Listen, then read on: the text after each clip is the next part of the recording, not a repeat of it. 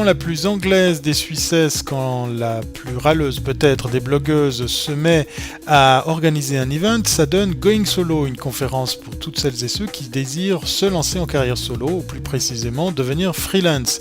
Ça se tenait à Lausanne, première édition qui réunissait plus d'une quarantaine de participants. On demande à Stéphanie ses premières impressions. J'ai envie d'aller dormir, non. Première impression à chaud, je suis vraiment, subjuguée par les retours positifs que j'ai eus, l'enthousiasme des gens, et puis par le fait qu'il n'y a pas eu de catastrophe pendant la journée. J'ai eu au moins 3 ou 4 catastrophes ces derniers jours, et aujourd'hui, bon, le Wi-Fi était un petit peu boiteux, et on a pris un peu de retard sur le programme, ce qui est normal, mais les choses sont déroulées presque sans accroc, j'en reviens pas. Et puis je suis vraiment hyper contente, quoi.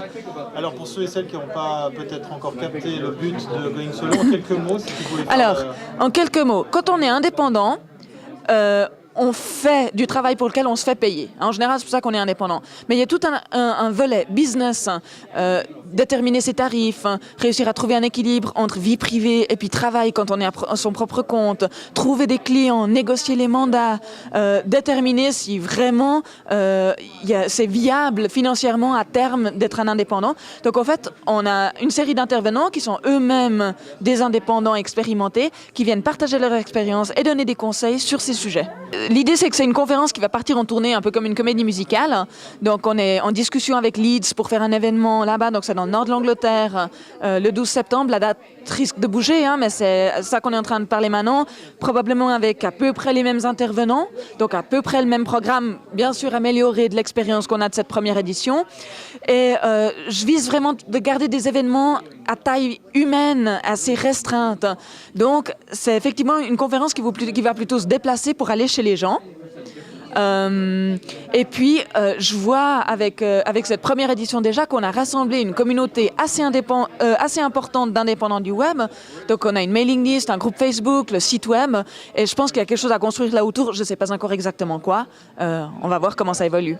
La première motivation, en fait, c'était que j'étais en train de me plaindre amèrement d'une énième conférence à laquelle j'allais. Et puis, un ami m'a dit « Mais tu devrais organiser tes propres conférences. » Et puis, en plus, j'étais dans une période un petit peu creuse, point de vue boulot consulting. Et puis, je me suis dit pourquoi pas, ça pourrait être sympa d'organiser un truc. Moi, puis, à la base, je me vois pas tellement dans la peau du chef d'entreprise. Mais je me suis dit, ouais, finalement, je suis quelqu'un qui a des idées. J'ai une vision de quelque chose que je voudrais faire. Peut-être, effectivement, que ce que je devrais faire, c'est mettre sur pied un machin, et puis l'organiser, trouver des gens pour m'aider, trouver des orateurs. Et puis je dis, effectivement, organiser un événement comme ça, j'ai le réseau, je suis allée à pas mal de conférences, j'ai une idée assez précise de comment je voudrais que la conférence, elle soit. Donc voilà, j'organise des conférences auxquelles j'aimerais assister. Avant-dernière question, quel est le point fort que tu voudrais soulever, ce que tu as senti, que tu as vu aujourd'hui? Le point fort, moi je pense que c'est les orateurs. C'est vraiment un retour assez consistant que j'ai eu, que les gens étaient très contents de la qualité des orateurs et du programme. Et ça me fait vraiment très plaisir parce que c'était vraiment ça qui me tenait à cœur, d'offrir un excellent programme. Dernière question pour ceux qui n'ont pas pu venir, un conseil?